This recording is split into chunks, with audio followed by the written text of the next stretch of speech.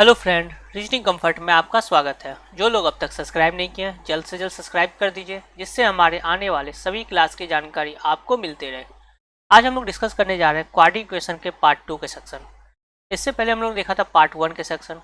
Part 1 में हम लोग डिस्कस किए टाइप 1 और टाइप 2 के। आज हम लोग देखेंगे टाइप 3 के क्वेश्चन। तो देखते हैं टाइप 3 के क्वेश्चन को। टाइप 3 के क्वेश्चन को डिस्कस करने से पहले मैं आपको कुछ ट्रिक जो मैंने इससे पहले वाले क्लास में बताया था वो आपसे डिस्कस करने जा रहा हूँ। तो मैंने जो ट्रिक बताया था वो ट्रिक क्या था हमारा फर्स्ट ट्रिक, कि अगर b का वैल्यू, b का साइन जो होगा प्लस और माइनस में, अगर वो प्लस होगा तो बोथ चेंज, यही कहा था। फिर मैंने कहा था अगर वो b निगेटिव होगा, माइनस होगा, तो b चेंज, ये कहा था। इसको मैंने समझाया था आपको सीरीज देके, x square plus b x plus c equal 0। तो यहाँ पे b का साइन क्या है प्लस, तो both sign change, minus minus plus की जगह पे माइनस हो जाएगा और इसका भी चेंज होके माइनस हो जाएगा। अगर a x square minus b x plus c equal 0, तो यहाँ b का साइन क्या है माइनस, तो यहाँ पे माइनस में क्या होगा b चेंज, तो माइनस की जगह पे उल्टा हो जाएगा उसका प्लस, और ये एज इट इज आ जाएगा। बात समझ में आया। फिर मैंने सेकेंड रूल कहा था कि अगर x और y के वैल्यू में ग्रेटर साइन और लेस साइन दोनों आ जाए तो आप direct answer C and D दे दोगे, direct answer C and D दे दोगे, कांट मी डिटरमाइन। फिर मैंने थर्ड बताया था आपको कि x की वैल्यू और y की वैल्यू, x में भी आपका प्लस का वैल्यू हो और माइनस का भी वैल्यू हो, y में भी प्लस वैल्यू हो और माइनस वैल्यू हो, मतलब x में भी दोनों साइन हो और y में भी दोनों साइन हो। तो इस कंडीशन पे भी आप चेक नहीं करोगे, डायरेक्ट आंसर क्या दोगे सी एंड डी, निर्धारित नहीं किया जा सकता है, कांट मी डिटरमाइन। फिर मैंने फोर्थ रूल बताया था आपको कि x और y में अगर आप जैसे साइन चेंज करते हो और दोनों साइन इसमें निगेटिव आ जाए x में और इसमें दोनों साइन पॉजिटिव आ जाए, तो आप इसके वैल्यू को, फैक्टर को तोड़ोगे नहीं, आप डायरेक्ट आंसर क्या दे दोगे ग्रेटर देन। बात क्लियर है। तो आप ये चीज़ों को ध्यान रखना। चलिए अब क्वेश्चन देखते हैं टाइप 3 के। टाइप 3 में था कि टाइप 1 और टाइप 2 में आपको एक्स स्क्वायर और वाई स्क्वायर के पहले कोई नंबर नहीं दिया हुआ था, सिर्फ लिखा हुआ था एक्स स्क्वायर। पर यहाँ टाइप 3 में आपको नंबर दिया हुआ है। अगर नंबर दिया रहे तो हम क्या करेंगे, तो याद रखना बच्चे, अगर नंबर दिया हुआ है कोई भी, तो इस नंबर पे वो नंबर आप क्या करोगे मल्टीपल कर दोगे। तो यहाँ पे क्या बन जाएगा 48। फिर यहाँ पे भी सेम वही करेंगे हम, 3 और 12, यहाँ बन जाएगा आपका 36। क्लियर है। अब देखो ध्यान करना, सबसे पहले तो अब इसके बाद हम क्या करेंगे साइन चेंज, तो यहाँ माइनस है तो प्लस, प्लस है तो एज इट इज ये आ जाएगा, यहाँ भी माइनस है तो b का चेंज और बाकी एज इट इज आ जाएगा। अब ये प्लस वैल्यू यहाँ पे है 8 में, तो ऐसा वैल्यू हमें देखना है, इसको 48 को फैक्टर करना है कि दो नंबर को जोड़ने के बाद ये नंबर आ जाए, दो नंबर को जोड़ने के बाद 14 आ जाए। तो हम देख रहे हैं कि 6 और 8 को अगर मैं ऐड कर दूं तो क्या आएगा हमारा 14। तो मैंने कहा था कि जो लार्ज नंबर है वो पहले लिखोगे, स्मॉल नंबर बाद में। क्लियर है। फिर यहाँ पे हम देखते हैं कि दो यहाँ प्लस से आया हुआ है, तो दो नंबर को हमको कैलकुलेट करना है कि दो नंबर को जोड़ने के बाद 13 आ जाए। तो क्या 36 को हम क्या फैक्टर करेंगे जो 13 आ जाए, तो हम बोल सकते हैं 9 और 4, क्योंकि दोनों का मल्टीपल आपका 36 बना रहा है और दोनों का ऐड 13 बना रहा है, तो ये कंडीशन सेटिस्फाइड है। तो आप लार्ज नंबर पहले, स्मॉल नंबर बाद में। यहाँ तक तो क्लियर है। अब क्या करेंगे नेक्स्ट स्टेप में, एक्स पहले, एक्स स्क्वायर से पहले जो नंबर दिया हुआ है वही नंबर हम इसमें डिवाइड कर देंगे, वही नंबर इसमें हम डिवाइड कर देंगे। या वाई स्क्वायर से पहले जो नंबर दिया हुआ है उससे हम डिवाइड कर देंगे दोनों को। अब यहाँ पे आप उसके वैल्यू को पुट कर लो, तो यहाँ वैल्यू क्या आएगा 1.33, इसके वैल्यू क्या आएगी 1, यहाँ पे क्या आएगा 3 और यहाँ पे 1.33। अब हम कंपेरिजन करेंगे इन दोनों में, अगर कंपेरिजन किए तो हम बोलेंगे ग्रेटर ये है, फिर इन दोनों में कंपेरिजन किए तो हम क्या बोलेंगे इक्वल है। अब हम इसमें इसके साथ कंपेयर करेंगे तब भी हमारा क्या आएगा ग्रेटर, और इसमें करेंगे तो भी ये ग्रेटर। तो हमारा राइट आंसर क्या बना, ग्रेटर और इक्वल। बात समझ में आया? तो हमारा इस क्वेश्चन का आंसर बना ग्रेटर इक्वल। नेक्स्ट देखते हैं question, question number 2। Question number 2 में आपको दिया हुआ है कि यहाँ पे 14x 13x प्लस 3, तो सेम कंडीशन है, यहाँ पे एक्स स्क्वायर से पहले है, तो हम क्या करेंगे, यहाँ पे वो नंबर को मल्टीपल कर देंगे और यहाँ पे भी उस नंबर से मल्टीपल कर देंगे। ये हो गया क्लियर। अब हम क्या करेंगे, इसका क्या आएगा 42 और इसका क्या आएगा 66। आप इसके साइन को चेंज कर लो, प्लस से माइनस माइनस, प्लस से माइनस माइनस, क्योंकि दोनों साइन प्लस में था तो प्लस में चेंज हो गया। अब यहाँ पे हम फैक्टर तोड़ेंगे, फैक्टर ऐसा तोड़ेंगे कि दोनों नंबर का मल्टीपल करने के बाद 42 आ जाए और दोनों नंबर को जोड़ने के बाद 13 आ जाए। तो हम बोल सकते हैं 6 और 7, तो जो लार्ज नंबर है वो पहले लिख देंगे, स्मॉल नंबर बाद में। इसमें हम लोग क्या करेंगे कि दो नंबर का ऐसा फैक्टर जो कि ऐड करने के बाद 17 बने, तो 11 और 7, तो यहाँ पे 11 और 7। अब हम क्या करेंगे, जो नंबर यहाँ दिया हुआ है उससे ये डिवाइड कर देंगे और इससे यहाँ पे भी डिवाइड, इसमें 33 से डिवाइड होगा और इसमें भी 33 से डिवाइड हो जाएगा। यहाँ तक क्लियर है। नेक्स्ट हम लोग देखेंगे इसमें कि अब यहाँ पे आपका क्या बन रहा है कि आप देखोगे -0.05, सॉरी -0.50 और यहाँ पे क्या बन रहा है आपका -0.42, क्योंकि इसको डिवाइड करोगे तो। अब y वाले में सेक्शन में क्या बन रहा है कि यहाँ पे -0.33 और -18, ये वैल्यू आ रहा है आपका। अब हम यहाँ पे कंपेरिजन करेंगे, इन दोनों में कंपेरिजन करेंगे तो आप किसको ग्रेटर बोलोगे, आप ये वाले वैल्यू को। फिर इन दोनों में से आप करोगे तो आप यहाँ भी किसको देख रहे हो, आप बोलोगे ये, क्योंकि देखो जो वैल्यू प्लस में ग्रेटर होती है वो वैल्यू माइनस में स्मॉल हो जाता है, तो ग्रेटर ये है मगर ये माइनस में है तो ये स्मॉल हो गया।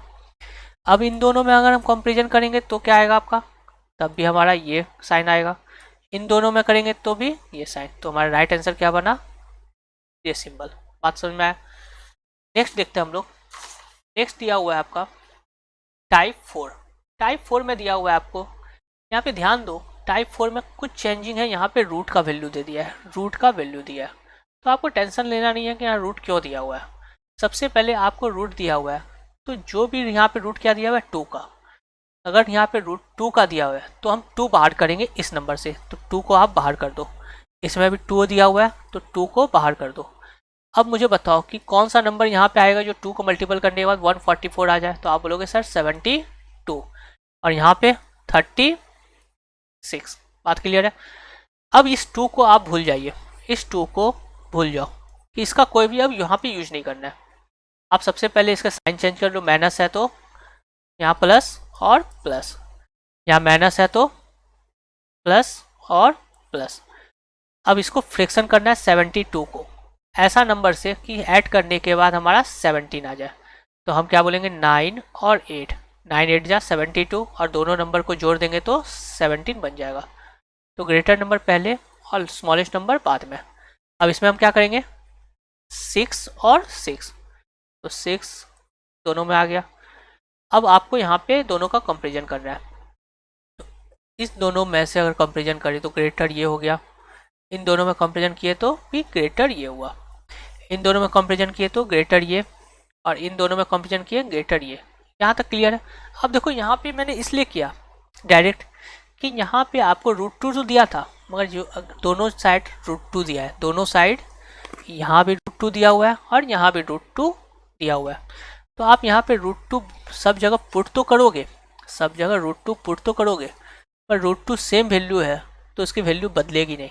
तो यहाँ पे एग्जाम में आप कभी भी ज़्यादा स्टेप फॉलो ना करके तेज़ी से आंसर निकलोगे, क्योंकि यहाँ भी √2 है और यहाँ भी √2 है। हाँ, हो सकता था कि अगर दोनों जगह √2 अलग होता, यहाँ पे √2 होता इस साइड और यहाँ पे √3 या √5 देता, तो मे भी वैल्यू चेंज हो सकती थी, पर यहाँ पे आपको सेम रूट का दिया हुआ वैल्यू, तो यहाँ पे आपको हर स्टेप में हर चीज़ लिखना जरूरी नहीं है, तो ये चीज़ ध्यान रखना। कि ये √2 यहाँ पे आएगा, मगर अगर सेम वैल्यू है तो आपको लिखने की ज़रूरत नहीं है, डायरेक्ट कंपेरिजन करके आप आंसर दे दोगे, तो ये आंसर आपका आएगा। नेक्स्ट देखते हैं। नेक्स्ट क्वेश्चन में भी दिया हुआ है √3 और √3, तो मैंने कहा इसमें अब क्या बाहर करेंगे, 3 बाहर कर देंगे, क्योंकि यहाँ पे 3 दिया हुआ है। अब कितना बच गया, यहाँ पे 3 बाहर हुआ तो 50, यहाँ भी 3 बाहर किए तो अब कितना बच गया, कौन सा नंबर, 12 4 6 46। तो आप अब दोनों नंबर का फैक्टर तोड़ो, ऐसा फैक्टर जो कि 15 आ जाए ऐड करने के बाद, तो 10 और 5, और 46 का ऐसा फैक्टर करिए कि जोड़ने के बाद 14 आ जाए। तो हम क्या सोचेंगे, 46 का कौन सा फैक्टर ले जो कि 46 आ जाए आपका, ये गलत हो गया, यहाँ पे 12 4 या 12 2 8, यहाँ पे 48 आएगा। तो 48 का कौन सा फैक्टर ले जो कि 14 आ जाए। तो हम ध्यान से देखेंगे कि 48 का फैक्टर अगर डाउट हो तो आप उसके फैक्टर को तोड़ो, यहाँ पे आप करो 2 से तो 24, फिर 2 से 12, फिर 2 से 6 एंड 2 से 3। अब यहीं पे इन नंबर से आप किसी फैक्टर को बना सकते हो। देखो यहाँ पे 2 2 जा 4, 4 2 जा 8, ये आपका भाई एक बना, और 2 3 जा 6, तो हम बोल सकते हैं 8 और 6। तो ये मल्टीप्लिकेशन आप अच्छे रखोगे तो आपको ये ज़रूरत करने की नहीं है, आप डायरेक्ट बोल सकते हो 8 6 जा 48। तो नेक्स्ट हम लोग क्या करेंगे, साइन चेंज। तो यहाँ पे प्लस साइन को हम लोग माइनस में बदल देंगे, और यहाँ भी प्लस है तो माइनस, यहाँ भी प्लस है तो माइनस और माइनस। यहाँ पे लिख देंगे 10 या 5 या 8 6, सब जगह √3 बैठा देंगे, और सेम वैल्यू है, पुट करने की ज़रूरत नहीं है। अब मुझे बताओ -10 और -8 में कौन ग्रेटर होगा, ये, तो हम साइन देंगे ये वाला। फिर इन दोनों में कौन होगा, तो आप बोलोगे ये वाला ही। इन दोनों में तो आप इस टाइम इसे कंपेरिजन करोगे, और ये, तो आपका आंसर क्या बना, देखो ग्रेटर और लेस, ग्रेटर और लेस दोनों सिंबल आ गए, तो आप बोलोगे C एंड D। बात समझ में आया? आप इतना करने की फिर जरूरत नहीं है, डायरेक्ट आंसर हम देंगे C एंड D। नेक्स्ट देखते हैं थर्ड क्वेश्चन। इस बार क्या दिया हुआ है यहाँ पे, रूट में 5, तो हम सबसे पहले इससे 5 को बाहर कर देंगे, तो 5 बाहर किए तो बच क्या गया आपका 1 और 5, यहाँ भी 5 बाहर कर देंगे तो क्या बचेगा 2 5। क्लियर है? अब यहाँ पे 15 का ऐसा फैक्टर तोड़ना है कि ऐड करने के बाद हमारा 8 आ जाए, तो हम बोलेंगे 5 3 जा, दोनों मल्टीपल करने के बाद 15 और दोनों ऐड करने के बाद फिर सेम उसी तरह से इसका फैक्टर तोड़ना है, तो 5 5 जा 25, 5 + 5 10। अब वैल्यू को चेंज करो, यहाँ पे पहले तो पॉजिटिव है तो निगेटिव और निगेटिव, यहाँ पॉजिटिव है तो निगेटिव निगेटिव। क्लियर है? अब दोनों जगह बैठा दो 5 3, फिर यहाँ पे 5 5, दोनों साइड √5 ही है, तो क्या वैल्यू पुट करने की ज़रूरत है एग्जाम में, आप डायरेक्ट सिर्फ इसी नंबर से आप आंसर दे सकते हो। देखो यहाँ पे इन दोनों का कंपेरिजन करें तो इक्वल, फिर इन दोनों का कंपेरिजन करेंगे तब भी इक्वल, इन दोनों कंपेरिजन करेंगे तो ये ग्रेटर, और इन दोनों का कंपेरिजन करें तो ये ग्रेटर, तो आपका आंसर क्या बना, ग्रेटर इक्वल। यहाँ पे आप सेम वैल्यू √5 सब जगह बैठा भी दोगे तो कोई भी चेंज नहीं होगा, क्योंकि दोनों साइड सेम है। क्लियर है बात? तो ये सब चीज़ें एग्जाम में अवॉइड करना पड़ेगा, क्योंकि हर स्टेप को अगर स्टेप बाय स्टेप करोगे तो काफ़ी समय लगता है। चलिए नेक्स्ट देखते हैं मिसलेनियस, पहले कुछ क्वेश्चन। जैसे कुछ क्वेश्चन जैसे ये दिया हुआ है, अब इस तरह के क्वेश्चन हम कैसे डिस्कस करेंगे, तो देखो यहाँ पे आपको कोई ट्रिक नहीं लगेगा, यहाँ पे आपको कैलकुलेशन थोड़ा सा फास्ट रखना पड़ेगा और थोड़ा चीज़ों को पता रखना पड़ेगा। जैसे देखो यहाँ पे क्या है हमारा ये, तो इसका एलसीएम हम लेंगे तो ये क्या बनेगा √x, तो यहाँ 19 + 9 = √x, तो ये दोनों को वैल्यू को जोड़ने के बाद क्या आएगा आपका, आप बोलोगे 28 = √x × √x, और आपको पता है √x का वैल्यू होता है 1/2 और x बराबर 1/2। अगर दोनों वैल्यू सेम है तो ये क्या होता है, ऊपर वाले बेस पावर्स ऐड हो जाता है। तो x 1 + 2 + 1/2, तो ये क्या हो जाएगा हमारा x बराबर 2/2, मतलब ये कट गया। तो x का वैल्यू क्या है आपका 28। सेम हम यहाँ भी करेंगे वही चीज़। ये क्या है आपका दिया हुआ इस सेक्शन को, तो यहाँ पे माइनस वाला साइन उस साइड चला जाएगा। तो y5 = 7 × 4, तो 28 पे 11/2, और यहाँ पे क्या है y का पावर 1/2, क्योंकि रूट का पावर क्या होता है 1/2। अब ये क्रॉस मल्टीप्लिकेशन होगा, तो ये यहाँ पे जाएगा, तो 5 पे पावर इंटू y 1/2, तो ये क्या होगा दोनों ऐड हो जाएगा। तो y पे 5 + 1/2 आप एलसीएम लोगे, तो ये क्या बनेगा आपका 5 पे 2 10 + 1, दैट मीन्स आप बोल सकते हो y 11/2, और इस साइड आपका क्या है 28 11/2, तो ये दोनों पावर सेम था तो कट गया। तो y बराबर क्या है हमारा 28। अब दोनों साइड क्या है वैल्यू सेम है, तो हम बोलेंगे इक्वल है। तो यहाँ पे आपको ये चीज़ें करनी पड़ेगी, यहाँ पे तेज़ी से करना पड़ेगा क्योंकि आपको पता है रूट का वैल्यू क्या होता है हाफ। क्लियर है। नेक्स्ट देखते हैं। नेक्स्ट क्वेश्चन दिया हुआ है फिर से, यहाँ पे हम क्या करेंगे इसका एलसीएम ले लेंगे। √x, तो 39 + 17 = √x। अब क्रॉस हो जाएगा इनका, इन दोनों का मल्टीप्लिकेशन, तो यहाँ पे क्या आएगा 6 और 5, और √x और √x क्या हो जाएगा, अगर √x × √x, तो अभी मैंने इससे पहले किया था क्या आया था हाफ और हाफ, x पे पावर हाफ इंटू x पे पावर हाफ, अगर बेस सेम हो तो दोनों पावर जुड़ जाती है, तो बन गया आपका x, और x का वैल्यू क्या है 56। सेम यहाँ भी वही चेक करेंगे, y पे पावर 15, ये माइनस साइन इस साइड आ जाएगा तो प्लस में आ जाएगा, तो 28 × 2 क्या हो जाएगा आपका 56 पे पावर 31/2 √100y, तो ये क्या होगा क्रॉस मल्टीप्लिकेशन।